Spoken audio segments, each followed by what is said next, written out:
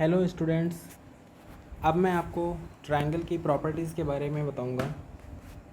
तो यहाँ पर पहली प्रॉपर्टी है the sum of all the angles of a triangle is equal to 180 degree. तो इसके लिए सबसे पहले हमने एक त्रिभुज बनाया है ABC और इसके बिंदु C से हमने भुजा AB के समांतर हमने एक रेखा खींची है EF। इसके बाद हमने पहले पढ़ा था कि अगर दो समांतर रेखाओं को कोई तिर्यक रेखा काटेगी तो उस तिर्यक रेखा के दोनों ओर ऊपर और नीचे जो कोण होते हैं वो एकांतर कोण कहलाते हैं। तो उसी प्रॉपर्टी से हम यहाँ पे कह सकते हैं कि angle A is equal to angle ACE, ये दोनों कोण आपस में बराबर होंगे। इसी तरह से त्रिभुज का कोण B ये बराबर होगा कोण BCF के, क्योंकि ये कोण आपस में एकांतर कोण हैं। इसलिए अब हम रेखा EF को देखते हैं। यह एक सीधी रेखा है, तो इसके बिंदु C पर तीन कोण बन रहे हैं। तो इन तीनों कोणों का योगफल 180 डिग्री के बराबर होगा। तो एंगल ACE और एंगल ACB और एंगल BCF, इन तीनों कोणों का योगफल 180 डिग्री के बराबर होगा। अब इसके बाद हम एंगल ACE की वैल्यू A पुट कर देंगे और एंगल ACB को एंगल C लिख देते हैं और एंगल BCF को एंगल B लिख देते हैं। तो ये इक्वल हो जाएगा 180 के। तो इस प्रकार हम देखते हैं कि किसी भी त्रिभुज के तीनों अंतःकोणों का योग 180 डिग्री के बराबर होता है। इसके बाद आते हैं नेक्स्ट प्रॉपर्टी पे। The sum of the length of the two sides of a triangle is greater than the length of the third side. किसी भी त्रिभुज की दो भुजाओं का योगफल हमेशा उसकी तीसरी भुजा से अधिक होगा। हम मान लेते हैं कि एक त्रिभुज की सबसे बड़ी भुजा AB है 10 सेंटीमीटर के बराबर। उसके बाद दूसरी भुजा को हम मान लेते हैं 6 सेंटीमीटर। ठीक है, अब हमें देखना है कि इसकी तीसरी भुजा की रेंज क्या होगी। तो सबसे पहले हमें क्या करना होगा, हम क्या करते हैं बिंदु B को केंद्र मानकर हम 6 सेंटीमीटर का चाप काटते हैं। तो बिंदु B से हमने 6 सेंटीमीटर का चाप काट के यहाँ से पूरा चाप काटा और एक हमने वृत्त बना दिया और यह AB रेखा को बिंदु O पर काट रहा है और हमने AB रेखा को बिंदु D तक आगे बढ़ा दिया है। तो इस प्रकार से BD इज़ इक्वल टू हो जाएगा 6 सेंटीमीटर और OB इज़ इक्वल टू ये भी 6 सेंटीमीटर के बराबर है। इसके बाद तीसरी भुजा के लिए, त्रिभुज की तीसरी भुजा के लिए हमें बिंदु A से हमें चाप काटना होगा। अब अगर हम मान लेते हैं कि यह तीसरी भुजा यदि 4 सेंटीमीटर होगी तो जो बिंदु A को केंद्र मानकर हम चाप काटेंगे तो वो कुछ इस तरीके से जाएगा और यह इस वृत्त को बिंदु O पर स्पर्श करेगा और इस केस में त्रिभुज नहीं बन पाएगा। तो इसके लिए हमें क्या करना होगा, त्रिभुज बनाने के लिए जो तीसरी भुजा है वो 4 सेंटीमीटर से थोड़ी सी अधिक होनी चाहिए, ताकि जो हम चाप काटें वो इस वृत्त को कहीं इस प्रकार से या ऐसे या इस तरीके से कहीं पर कट करे। तो वो A बिंदु को केंद्र मानकर जो चाप हम बनाएंगे वो इस वृत्त को कहीं पर कट करेगा, तभी हम त्रिभुज बना पाएंगे, वरना त्रिभुज नहीं बन पाएगा। तो इसका मतलब क्या हुआ कि जो तीसरी भुजा है वो 4 सेंटीमीटर से अधिक होगी। और इसी तरीके से यदि हम आगे चाप इसको कट करेंगे तो हम ये देखते हैं कि अगर ए बिंदु को केंद्र मानकर चाप की लंबाई यदि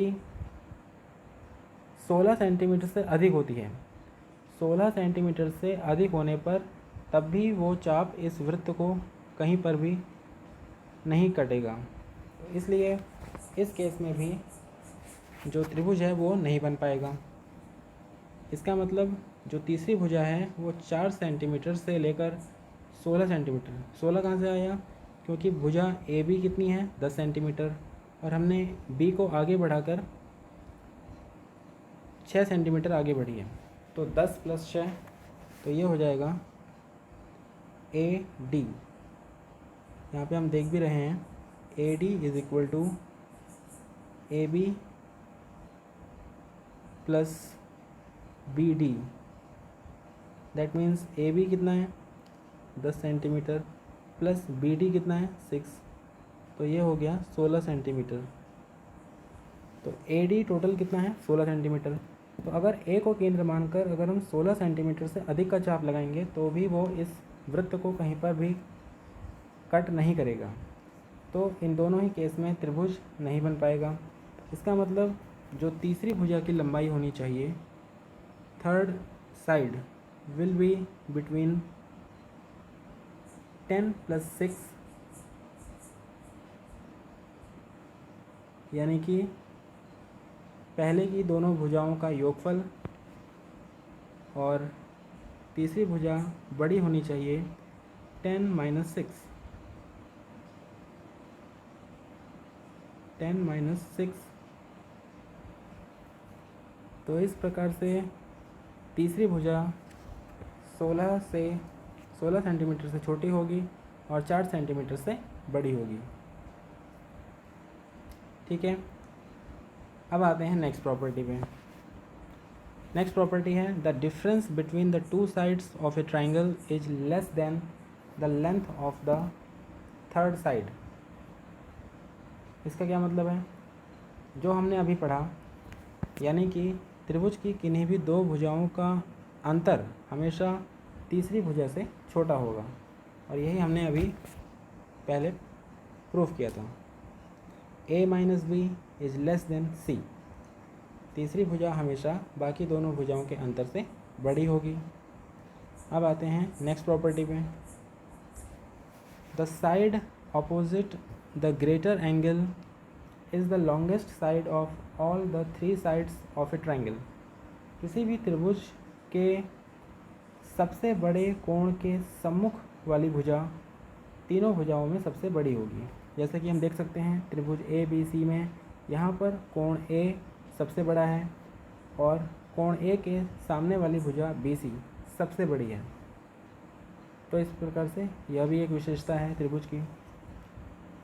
नेक्स्ट प्रॉपर्टी में आते हैं। नेक्स्ट है the exterior angle of a triangle is always equal to the sum of the interior opposite angles. यानी कि किसी भी त्रिभुज का बाह्य कोण वो उसके is always equal to the sum of the interior opposite angles. वो उसके विपरीत दिशा में जो उसके अंतः कोण होंगे उन दोनों के योगफल के बराबर होगा। जैसे कि हम इसे एक्सटीरियर एंगल प्रॉपर्टी भी कहते हैं। तो यहाँ पर हमने एक त्रिभुज ए बी सी बनाया है और इसकी भुजा ए बी को हमने आगे बिंदु डी तक बढ़ा दिया है। तो यहाँ पर कोण सी बी डी इस त्रिभुज ए बी सी का एक्सटीरियर एंगल होगा, या इसे बाह्य कोण भी कहते हैं।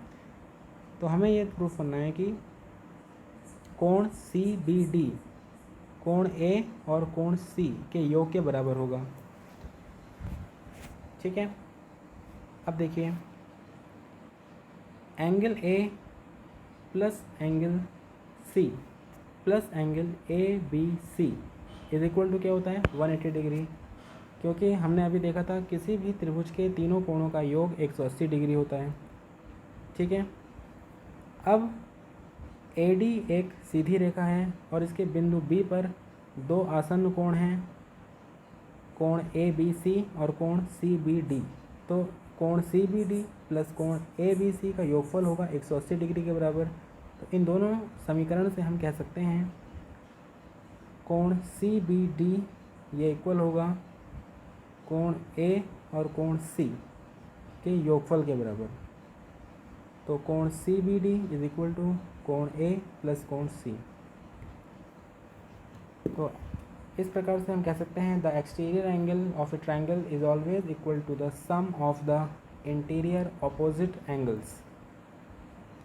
तो ये इसकी त्रिभुज की 5 प्रॉपर्टीज़ हो गई हैं। Thank you.